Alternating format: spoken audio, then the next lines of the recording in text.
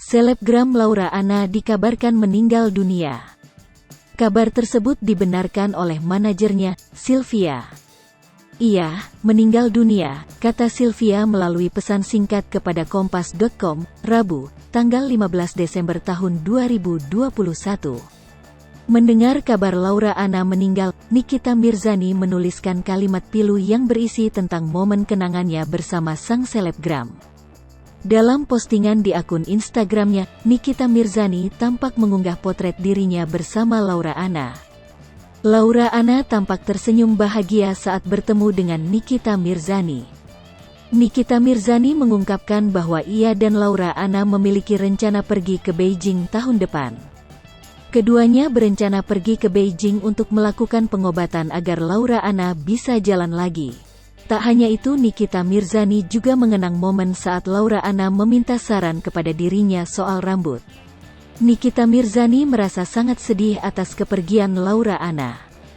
Kendati demikian, Nikita Mirzani tetap ikhlas dan mengatakan bahwa Laura Anna sudah tidak merasakan sakit lagi.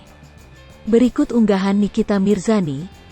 Sayangnya kita gak jadi ke Beijing ya tahun depan buat pengobatan kamu supaya bisa jalan lagi.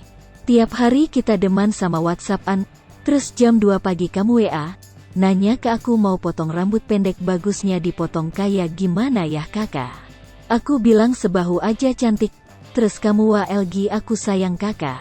Aku sering bilang ke Mel minta ditemuin ke kakak, ini sekarang kita udah ketemu sayang.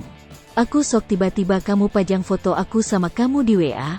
Aku minta kamu ganti fotonya tapi kamu malah bilang aku gak akan pernah ganti foto WA aku.